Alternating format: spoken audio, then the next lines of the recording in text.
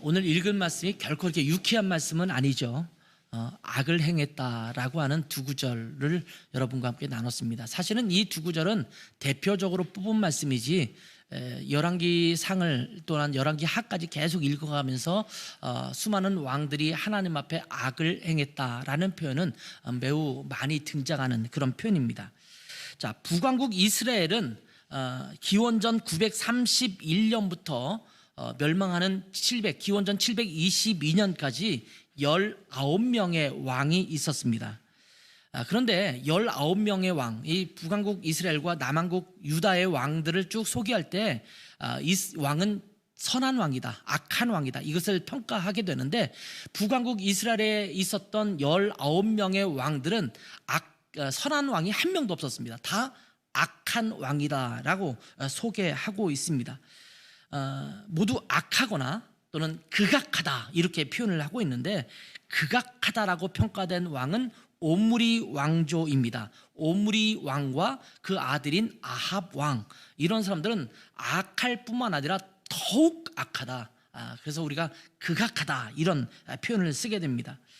남왕국 유다는 다윗 왕조가 유다가 멸망하는 기원전 586년까지 다윗과 솔로몬, 르호보암, 또 아비야, 아사 이런 왕으로 계속 이어지면서 다윗의 자손이 계속 왕을 이어봤습니다. 그러니까 다윗 왕조가 남왕국 유다를 계속 왕위를 이어봐서 이제 왕위를 계승하게 되는데, 북왕국 이스라엘의 왕들의 역사를 보면 계속해서 모반이 일어납니다. 왕위 찬탈이 이어집니다. 그래서 이 19명의 왕이 있었는데 모두 9개의 왕조가 있습니다. 그러니까 엄청나게 왕조가 바뀌었다는 소리는 계속해서 반역이 일어나고 또 모반이 일어나고 또 암살이 일어나고 이랬던 것을 보게 됩니다. 악하다라는 것 그리고 선하다라는 것이 성경에 등장할 때 그 평가가 어디에 있느냐? 이 평가는 다윗 왕에게 있습니다. 그래서 항상 평가할 때 이 사람들은 다윗의 길로 행했다, 그래서 착하다, 선하다 이렇게 말하는가 하면, 어떤 사람은 다윗의 길로 행하지 않았다 이렇게 말하면서 악하다 이렇게 평가하기도 하고, 북왕국 이스라엘 같은 경우는 그 전에 있는 왕을 일컬으면서 그 사람처럼 악을 행했다 이렇게 표현하는 경우를 보게 됩니다. 그래서 왕을 평가할 때는 다윗의 길로 행했느냐 그렇지 않았느냐 이런 표현이 자주 등장하고 있습니다. 여기에서 다윗의 길이라는 게 뭐냐? 다윗은 하나님 앞에서 늘 겸허했습니다. 그리고 하나님의 말씀과 또 하나님의 법도를 온전히 따랐습니다. 그리고 하나님을 향한 온전한 경배가 있었던 사람입니다. 그러니까 사실은 요거예요.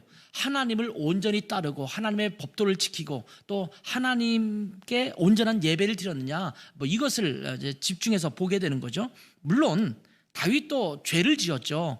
바세바를 강간하는, 그리고 바세바의 남편이었던 우리아를 치열한 전쟁터에 내보내서 전사하게 만드는 그러한 죄를 지었습니다. 그럼에도 불구하고 다윗은 하나님 앞에 철저하게 그 부분을 회개하고 또 하나님 앞에 자기 자신이 부족한 자인 것을 고백하죠. 그래서 하나님은 그를 좋게 여기시고 또 선하게 여겨주셨다라고 성경은 말하고 있습니다. 지금 우리가 열왕기상을 묵상하고 있는데, 이 남왕국의 유다 왕 그리고 북왕국에 있는 이스라엘의 왕들을 교차해서 이렇게 왔다 갔다 하면서 그 시기에 따라서 맞게 설명을 하고 있습니다. 근데 요즘 며칠 동안 묵상한 본문에서는 이스라엘의 왕, 북왕국 이스라엘의 왕에 대해서 소개해주고 있습니다. 남왕국 유다는 아사라는 사람이 왕이 된 이후에 41년 동안 유다를 다스립니다. 그런데 이 41년 동안 아사 왕이 유다를 다스리는 동안 북왕국 이스라엘은 5명이나 왕위에 오릅니다. 그만큼 재위 기간이 짧았다라는 말이기도 하고, 또 암살이라든지 이런 것들을 통해서 왕조가 바뀌고 있다라는 사실을 보여주고 있습니다. 치열한 권력 다툼이 북왕국 안에 일어나고 있음을 보게 됩니다. 그래서 이 북왕국 왕들은 자기의 욕심에 따라서 권력을 쟁취하는 데 애썼습니다. 그리고 그들은 권력을 쟁취하는 것뿐만 아니라 자기의 욕심에 따라 살다 보니까 결국은 우상 숭배를 하고 하나님 보시기에 악하다 이렇게 평가를 받았던 것입니다. 독일의 철학자인 임마누엘 칸트죠. 임마누엘 칸트는 선과 악에 대해서 이렇게 말합니다. 선은 뭐냐면 좋은 일이라고 한다면, 또 마땅히 해야 될 일이라고 한다면 내가 손해를 보더라도 하는 것. 그런데 내가 손해를 보더라도 하지 말아야 될 것은 하지 않는 것, 이것이 선이다. 그러면 악은 뭐냐? 자기 자신의 이익에 따라 움직이는 겁니다. 해야 할 일을 자기 자신이 손해볼 것 같으면 하지 않고, 또 해야 될 일들을 또 하지 않고, 이런 것이 악이다, 이렇게 말하고 있습니다. 그러면 해야만 되는 것이고 또 하지 말아야 될 것이 무엇이냐, 이것이 애매하게 되는데, 칸트는 도덕 법칙을 따른 이성의 명령을 그 기준으로 삼습니다. 도덕 법칙에 따른 이성의 명령, 그러니까 사회에서 함께 공유되고 있는, 이 사회에서 갖고 있는 도덕의 원칙이 있잖아요. 그것에 의해서 내 이성적으로 판단한 것에 따라서 선과 악이 구별된다, 이렇게 말하고 있습니다. 그런데 이것을 성경적으로 적용해 본다고 한다면 하나님께서 하신 말씀, 이것이 도덕 법칙이 됩니다. 하나님의 공동체 가운데 하나님께서 이렇게 사는 것이 옳은 거야 라고 이제 말씀해 주셨죠. 그것이 하나님의 원리이고 하나님의 창조 질서고 그것이 도덕 법칙입니다. 이 창조 세계 안에서 살아가는 순리와 법칙을 하나님께서 우리에게 이 성경이라는 말씀을 통해서 우리 가운데 제시해 주셨습니다. 그래서 이 하나님의 말씀, 성경을 따라 살아가는 것이 하나님 앞에 선한 삶이다. 구약 성경으로 따진다면 하나님께서 주신 율법과 율례와 법도, 이런 것에 따라 살아가는 사람은 선한 자이고, 그것을 거역하고 자기의 욕심에 따라 살아가는 것을 악하다, 이렇게 말하고 있습니다. 그렇기 때문에 예수님을 믿고 따라 살아가는 사람은 선하다라고 말하는 거고, 그렇지 않은 것은 악하다라고 말해요. 그래서 가장 큰 죄가 뭐냐, 가장 큰 악이 뭐냐, 사실은 교회를 다니지 않고 예수님을 믿지 않은 사람들은 선하게 산다고 말을 하면서 나는 세상에서 말할 손가락질 받을 정도로 내가 이렇게 죄를 짓거나 악한 행동을 한 적이 없다, 난 착하게 살아가고 있다, 이렇게 말할 수 있을지 모르지만 성경은 예수님을 믿지 않는 것, 하나님을 따라가지 않는 것, 그 자체가 바로 죄고 악이다, 이렇게 말씀하고 있는 겁니다. 근데 이 악이라는 것은요, 저절로 선해지지 않습니다. 여러분 어떻게 생각하세요? 내가 악이 있는데 가만히 놔두고 오랫동안 그냥 가만히 내버려두면 이 악이 선해질 수 있다고 생각하십니까? 참 이상한 것은 건물 같은 게 하나 지어지잖아요. 근데 그 건물에 사람들이 살고 있을 때는 괜찮아요. 근데 사람이 살지 않고 그냥 버려진 것처럼 관리되지 않고 가만히 있으면 그 건물은 1년이 지나고 2년이 지나면 금방 흉가처럼 바뀌어버립니다. 그냥 점점 나빠지고 뭐 다 시멘트도 사가지고 그렇게 되는 거예요. 사람이 많이 사용하면 오히려 안 좋을 것 같은데, 그리고 손을 안 댔으니까 깨끗하게 유지할 것 같은데, 사실은 사람이 손을 대지 않고 관리를 하지 않으니까 그냥 내버려두면 그냥 그것이 허물어지고 많은 것을 우리가 보게 되죠. 악을 가만히 두면 언젠가 선해질 수 있다, 이렇게 생각하는 것은 큰 오산입니다. 악은 시간이 갈수록 더욱 악해져만 갑니다.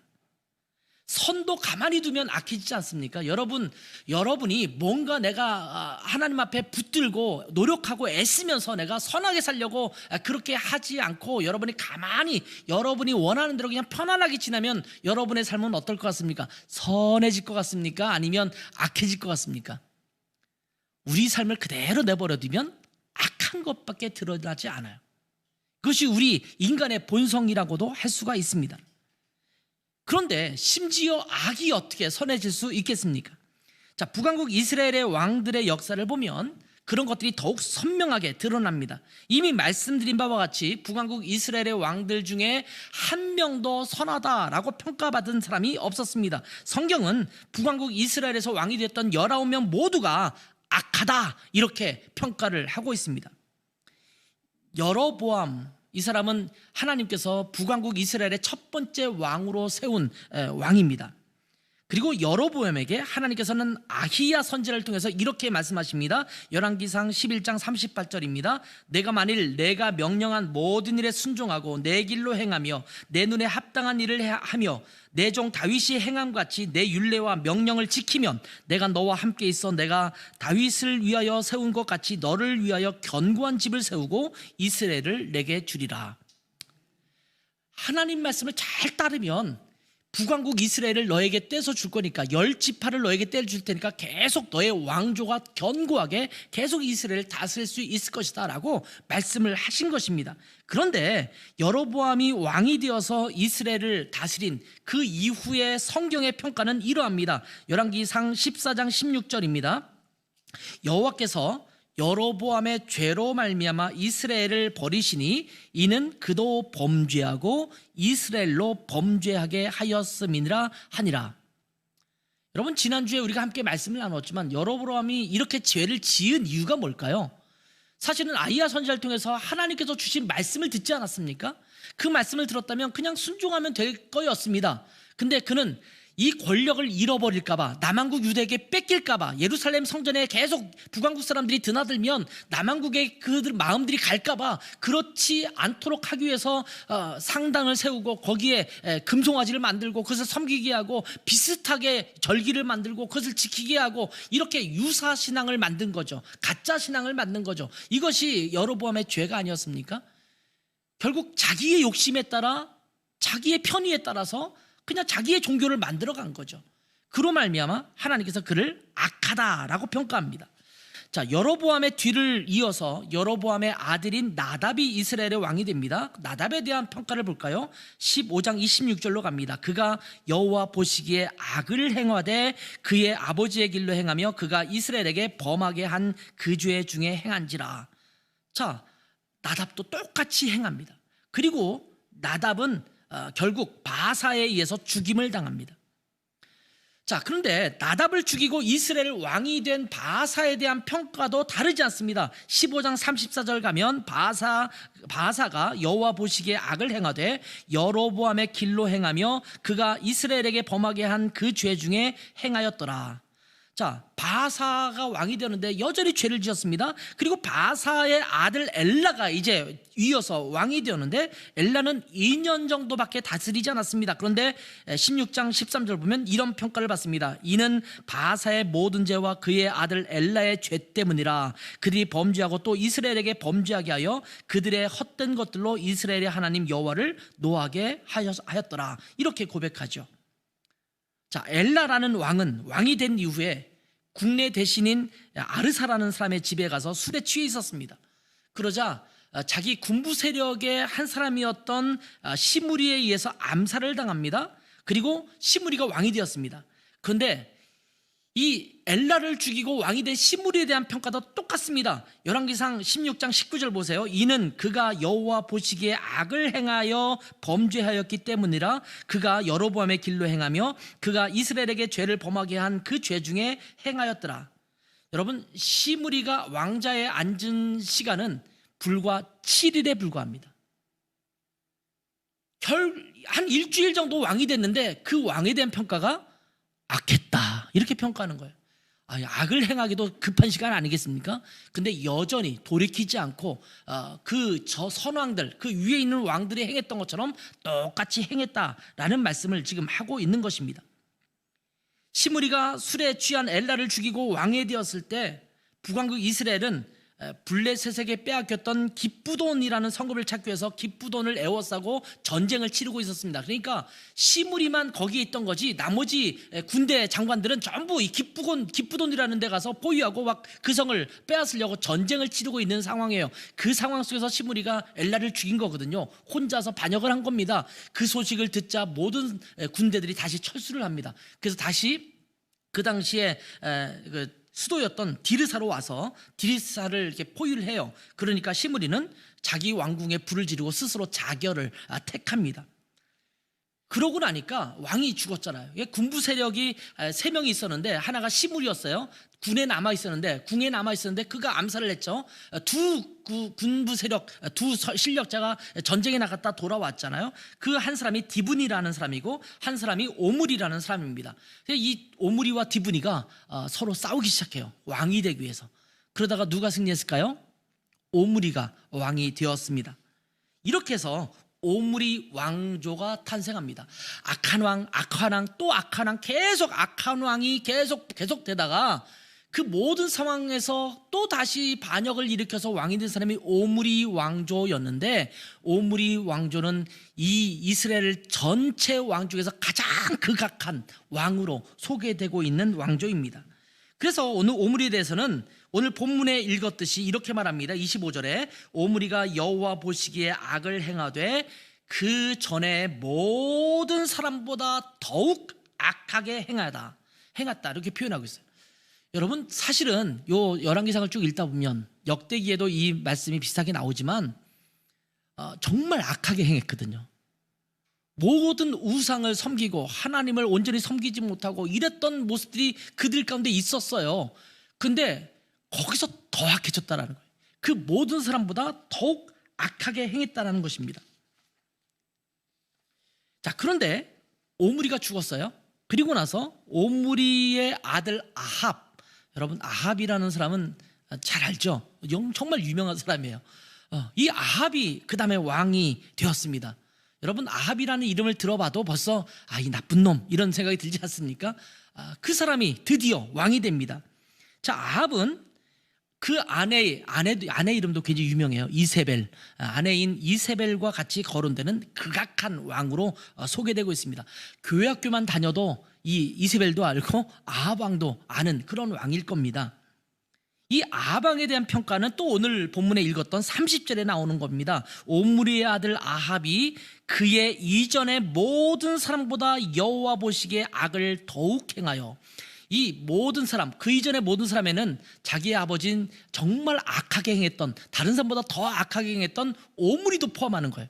그러니까 정말 그전 사람보다 훨씬 악했던 오므리가 있었는데 그 아들은 그 오므리를 포함해서 그 전에 악했던 모든 사람보다 더 악했다 이렇게 표현하고 있습니다. 마치 음악 용어로 말하면 크레센도가 되는 것 같아요. 점점 커지는 것 같은 느낌을 갖게 하는 것이 이스라엘의 악이었다라고 말씀하고 있는 겁니다. 심지어 31절은 이렇게 표현합니다. 느밧의 아들 여로보암의 죄를 따라 행하는 것을 오히려 가볍게 여겼다. 여로보암이 정말 잘못했거든요. 금송아지 만들고 산당 만들고 막 이렇게 엉뚱한 짓을 많이 했어요. 그런데 이렇게 행한 것은 오히려 가볍게요. 그까이 거 뭐 그건 뭘 죄라고 이렇게 여길 정도로 정말 악한 왕이 누구였느냐? 아합 왕이었다 이렇게 말하고 있는 것입니다. 아합은 이방 여인인 시돈 사람의 왕 엣바알의 딸 이세벨을 아내로 삼습니다. 엣바알, 바알이라는 이름이 들어가잖아요. 벌써 이건 심상치 않죠. 엣이라는 것은 위드라는 표현이에요. 같이 바알과 함께 라는 사람의 아들 이세벨, 바알세불이라는 이름에서 세벨이 나오는 거예요. 그러니까 이 이세벨이라는 이 사람도 바알과 관계된 이름을 갖고 있습니다. 이 시돈 사람인데요. 거기는 워낙 바알을 섬기는 그런 지역이에요. 거기에서 왕이었던 이 엣바알의 딸 이세벨을 아내로 삼은 것입니다. 하나님은 그런 걸 다 떠나서 이방 여인과 이방 사람들과 혼인을 하지 말라 이렇게 말합니다. 지난번에 한번 말씀드렸지만 그렇게 하는 이유는 이방인이기 때문이 아니라 그들이 섬기고 있는 종교, 문화 이런 것들과 섞이지 않도록 하기 위한 하나님의 극단의 조치였거든요. 그런데 이 아합 왕은 왕이 되면서 이세벨과 결혼하는 그런 일을 행하게 되었습니다. 하나님의 말씀에 정면으로 거역하고 있는 모습이 보이는 것입니다. 여러분, 우리가 결혼을 하든지 일상생활을 하는 것들이 별것 아닌 것처럼 보이지만 하나님의 말씀대로 행하는 사람이 있는가 하면 그것을 정면적으로 자기는 그렇다고 생각하지 않아도 정면으로 거부하는 삶이 될 수 있다는 것을 우리가 기억해야 합니다. 아무튼 그 당시에 북왕국 이스라엘의 수도는 이 디르사에서 사마리아로 옮깁니다. 처음에 여로보암은 세겜이라는 지역을 북왕국의 수도로 삼았다가 그 다음에 디르사로 옮겼어요. 디르사에서 사마리아라는 곳으로 이제 수도를 옮기게 됩니다. 근데 이 수도 사마리아에 바알 신전을 세웁니다.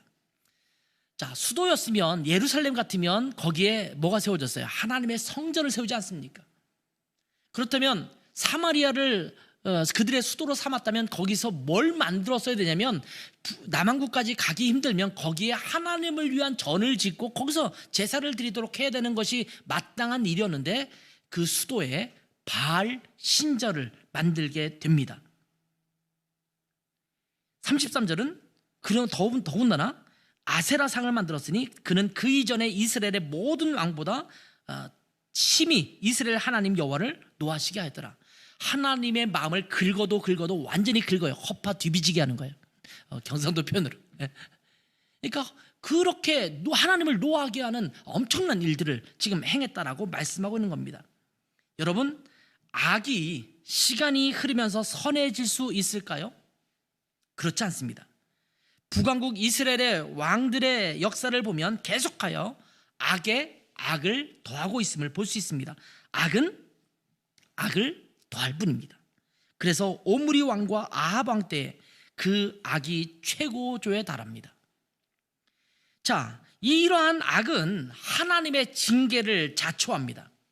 하나님은 다윗에게도 솔로몬에게도 또 북왕국의 여로보암에게도 늘 한결같이 말씀하셨습니다. 하나님 말씀에 온전히 순종하고 하나님을 온전히 경배하면 복을 주시겠다. 그리고 그 왕조가 계속 이어질 수 있도록 하겠다라고 하는 말씀을 모든 왕들에게 동일하게 하셨습니다. 그런데 솔로몬도 또 솔로몬의 아들 르호보암도 또 북왕국의 첫 번째 왕이 되었던 여로보암도 그 뒤를 잇는 모든 북왕국의 왕들도 하나님의 말씀을 온전히 따르지 않고 우상을 섬기면서 악을 행합니다. 이렇게 악을 행함으로써 그들에게 찾아온 결말은 하나님의 심판과 징계입니다. 여러분, 악은 하나님의 징계를 자초합니다. 솔로몬 왕은 말년에 우상을 섬겼던 죄로 인해서 그 아들 때부터는 이스라엘 전체를 다스릴 수 없게 됐어요. 그래서 북왕국과 남왕국으로 나뉘어지게 됐죠. 북왕국 이스라엘의 왕들은 여로보암 때부터 시작해서 계속해서 왕들이 왕조를 이어가지 못합니다. 계속해서 반역 또 암살 이런 것들이 이어지게 됩니다. 그래서 북왕국 이스라엘의 역사는요, 쿠데타의 역사라고 해도 과언이 아닙니다. 죽고 죽이면서 계속 다른 왕조들이 들어서지만 또다시 죽임을 당하는 일들이 벌어지게 됩니다. 그리고 성경은 이러한 일이 벌어지는 것을 그들이 죄를 지은 자들이었기 때문에 하나님의 진노를 일으켜서 하나님께서 징계하신 것이라고 기록합니다. 죄의 결과는 참혹한 결말이었습니다.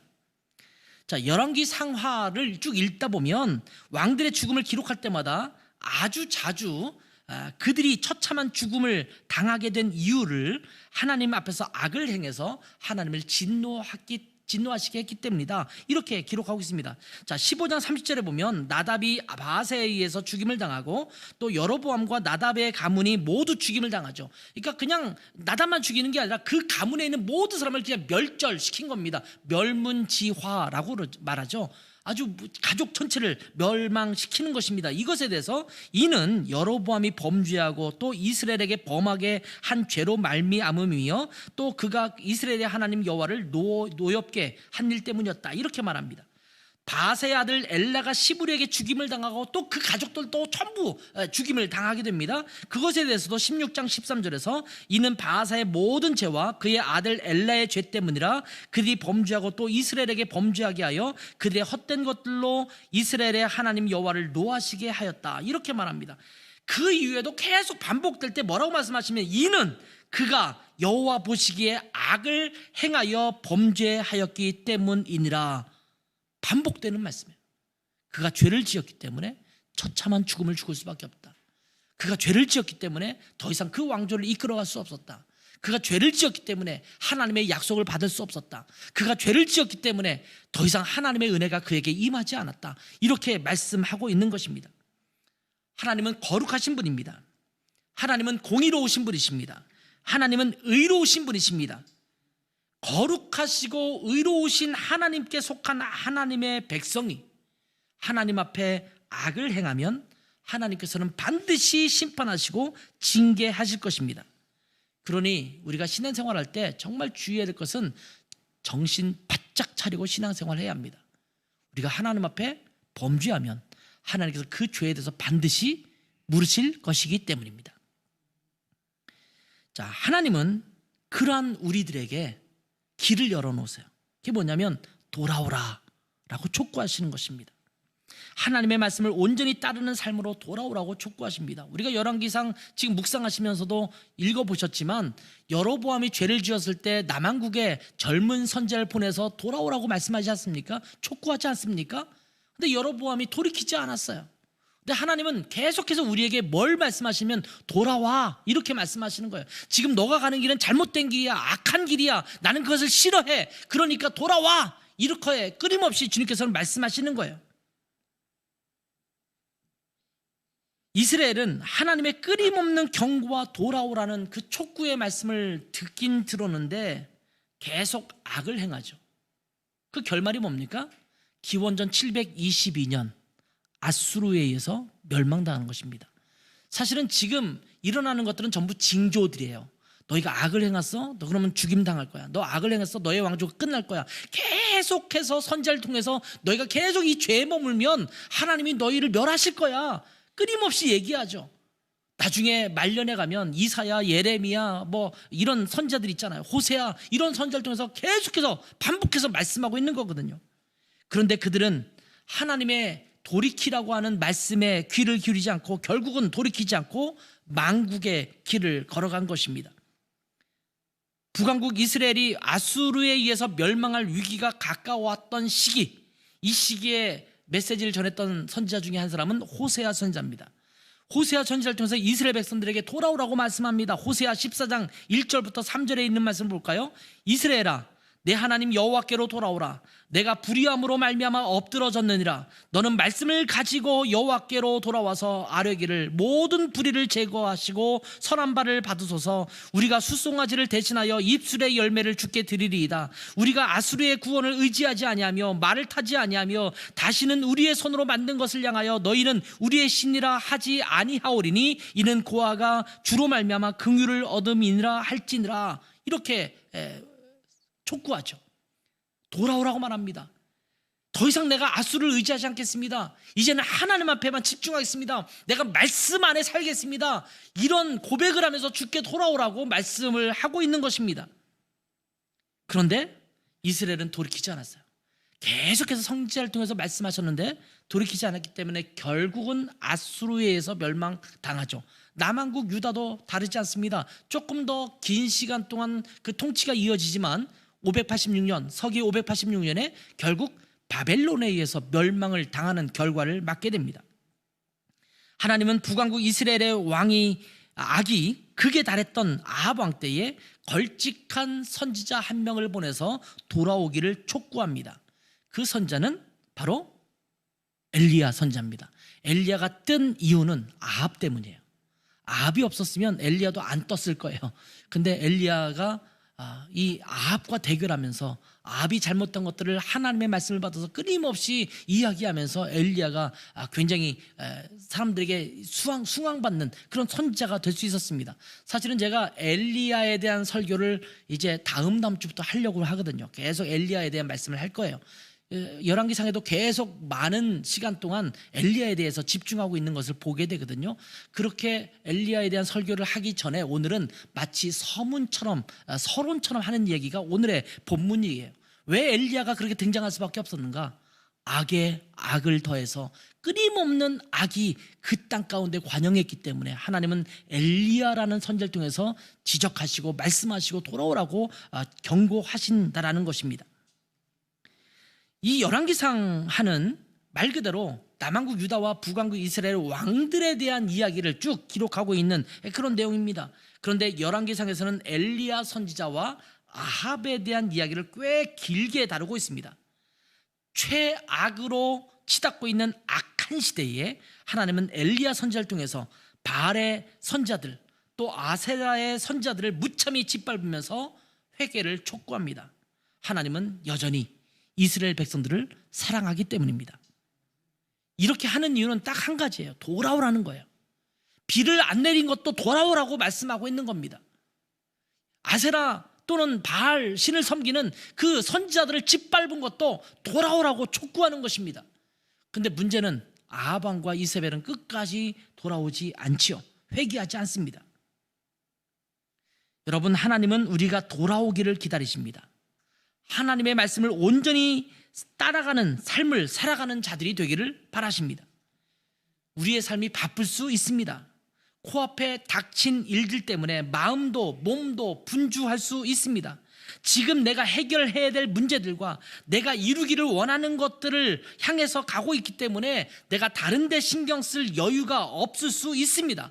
그런데 그러다가 하나님으로부터 멀어져 가고 결국 북왕국 이스라엘의 왕들처럼 하나님의 진노를 살 수밖에 없는 상황이 될 수 있다는 것을 기억해야 합니다. 바쁘더라도 분주하더라도 내가 뭔가 해야 될 일이 코앞에 닥쳐 있다 하더라도 하나님 말씀으로 끊임없이 돌아가야 합니다. 하나님을 향한 예배로 끊임없이 돌아가야 합니다. 그 안에 돌아와서 다시 하나님 앞에 설 때 다시 회복되어서 여러분에게 맡겨진 그 일들을 감당하는 힘을 얻게 될 줄 믿습니다. 호세아 선지자가 말했듯이 하나님께 돌아가야 하나님께서 우리를 회복시켜 주실 것입니다. 호세아서 6장 1절에서 호세아 선지자는 이스라엘 백성들에게 이렇게 말합니다. 오라, 우리가 여호와께로 돌아가자. 여호와께서 우리를 찢으셨으나 도로 낫게 하실 것이요 우리를 치셨으나 싸매어 주실 것임이라. 악에 악이 더해지고 끊임없이 악이 더 악해져가는 이 시대에 우리가 하나님 앞에 돌아가면 하나님은 우리의 악한 것들을 제하시고 우리를 싸매주시고 우리의 상처를 회복시켜 주시고 다시 한번 하나님 앞에 온전히 서게 하는 축복을 누리게 하실 줄 믿습니다.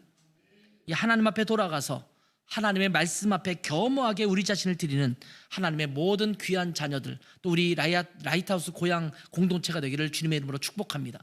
기도하겠습니다. 하나님, 저희의 삶을 돌아보아도 악한 것이 많음을 고백합니다. 그런데 그것에 무관심하고 별로 관심 두지 않으면서 살아갈 때 그 악이 우리 안에서 자라서 더 큰 악으로 발전되고 또 자라가는 그런 것을 보게 됩니다. 하나님, 이것을 내버려 두지 않게 도와주시고 이스라엘의 모든 왕들에게 이들이 하나님 보시기에 악을 행하여 결국 하나님의 징계를 받았다라는 결말이 되지 않도록 우리의 죄를 끊임없이 하나님 앞에 가지고 나오게 도와주시고 하나님 앞에 돌아와 하나님 말씀 앞에 서게 하시고 하나님 앞에 예배자로 서게 하시고 그래서 우리의 악한 것들과 우리의 죄악들과 또 하나님 앞에 불순종했던 것들을 끊임없이 주님 앞에서 해결하고 회복하는 축복과 은혜가 우리 모든 성도들의 심령 가운데 있게 하시고 우리 공동체 가운데 매주마다 날마다 임하게 도와주시기를 원합니다. 그래서 하나님, 이 시대에 갈수록 악이 관영해져가는 이 시대에 하나님 앞에 거룩한 자로 설 수 있는 우리 모두가 될 수 있도록 은혜 내려 주시옵소서. 감사하며 예수님의 이름으로 기도했습니다. 아멘.